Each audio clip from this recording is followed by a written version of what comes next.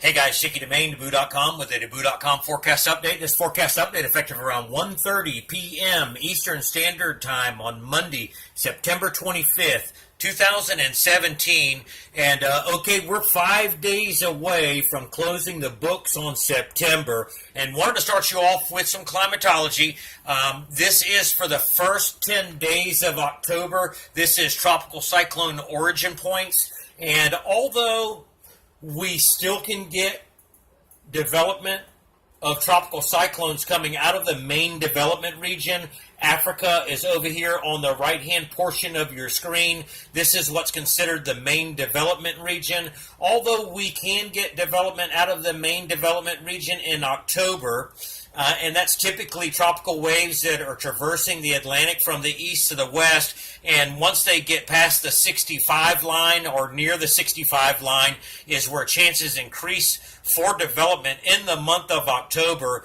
The primary area for tropical cyclone development in the month of October, first 10 days, comes out of the Western Caribbean and the Gulf of Mexico. And if you've been following along, we've been pointing this out. Don't want to sound redundant, but this is typical tracks for October. We get something that develops in here in the Western Caribbean. Cold front comes in, snatches it up, lifts it up towards the north, and off towards the right. Now, when we think about big name storms in the month of October, Wilma comes to mind. Wilma, 2005, a major hurricane that made landfall across South Florida. It developed down in here in the Western Caribbean, and it started off as a large gyre of deep tropical moisture. And why that is important, at least at this particular moment while we're talking about it, is that the models over the last several days have been hinting at a pocket of deep tropical moisture coming in here to the Western Caribbean. Now, I want to switch you over to some satellite imagery, and for those who follow us on our social feeds, you know we've been talking about this area for the last couple of weeks. I think it dated back to September 16th, the middle of the month, when we started looking at this area, knowing that October was coming up. Now, this is a real-time image. I say real-time image, maybe an hour ago, hour and a half ago. This is it's 1:30 in the afternoon now. But this is the area that we begin to monitor during the month of October for an area of low pressure to spin up. Now, I'm going to put this into motion for you here, and you can see clearly the pattern that has developed in here, and you'll see there's clear rotation in with it, and the pattern of the round the corner, and that is area of spin getting in here off Costa Rica, lifting up in here towards the Nicaragua-Honduran border, into the Gulf of Honduras, and then up through the Yucatan Channel, and then over Florida. Does that sound familiar? There it is right there. It's that same concept, guys, for October. Now, also, that doesn't leave out the western Gulf of Mexico. If you go back and see our video two videos ago, we talked about how it can cross over the tip of the Yucatan Peninsula into the Bay of Campeche. But again, when it gets into the Bay of Campeche, you still get that lift, typically, off towards the northeast, towards Florida. And so, unfortunately, for hurricane season, as we come to a close with the end of November, closing out the season, for Florida residents and for residents of the Western Caribbean, it's not over until it's over. And so that's what we're going to be keeping an eye on. Now, this is the afternoon run of the GFS.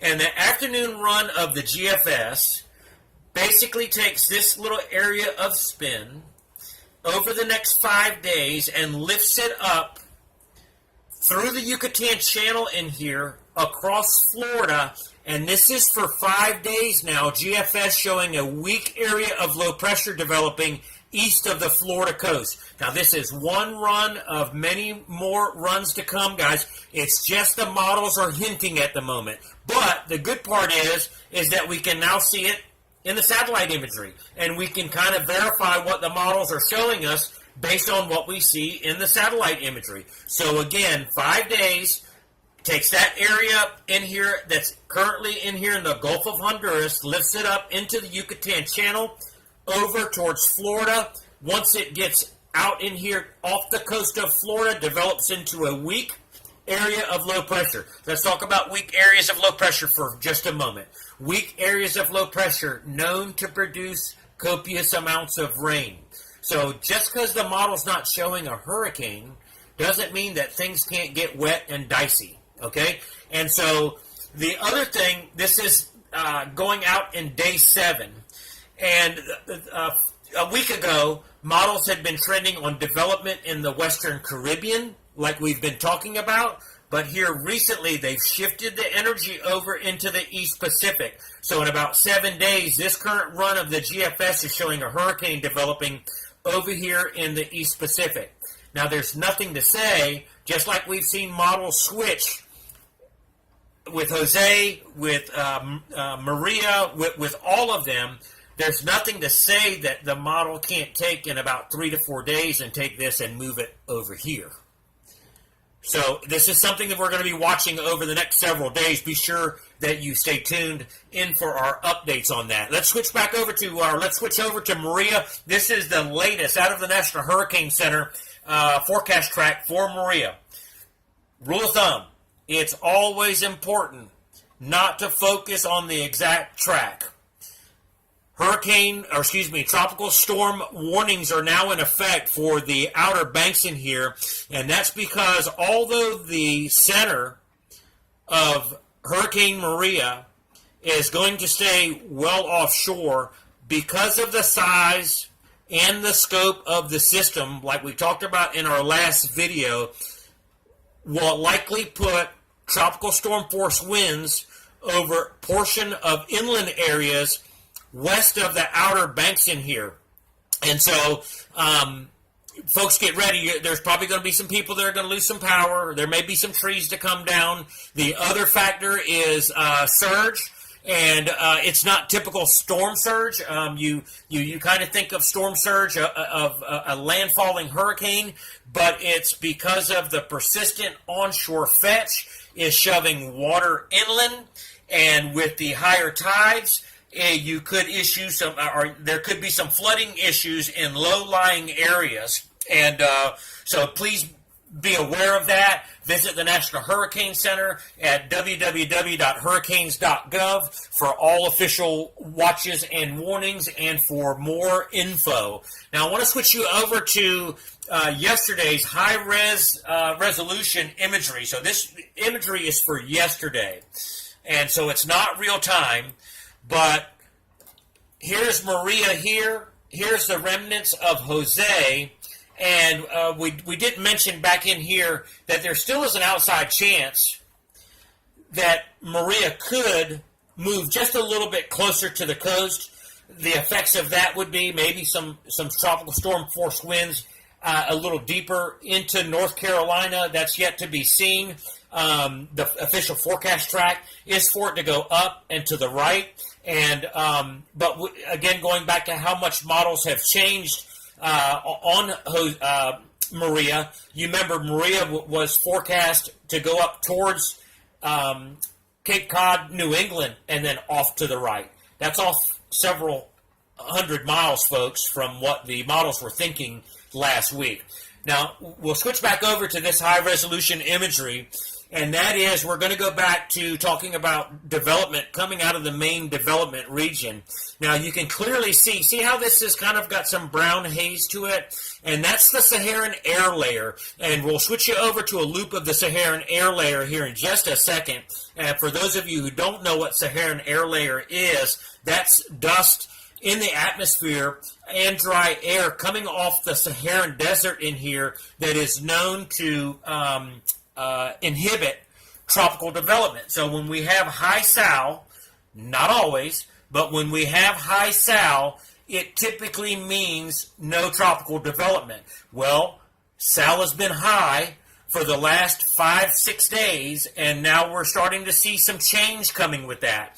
And then so the next thing that we look at, is there anything that's moving across Africa that may show us signs that if given the right conditions in the main development region, will it have a chance to develop? And so here's the latest loop on SAL, and you can see, let me zoom in here for just 1 second. you can see the difference in how Sal has been over the last couple of days. And you can see a distinct decrease in the amount of Sal in the atmosphere. And so there's only one tropical wave right now that is moving across. And this tropical wave could be the hurricane, or energy for the hurricane that we showed you down here in the East Pacific. So it could actually travel over the next 7 days across, or it could be this other tropical wave that's down in here in the Eastern Caribbean. One of the two, but we're going to be watching this tropical wave as it starts to move across, and there may be a shot at some development out of the main development region coming up in the upcoming forecast, maybe second week of October, as conditions start to become ripe again out here as Sal begins to decrease. That's all we got for you for now. Stay tuned to our social feeds for real-time updates. Thanks for following.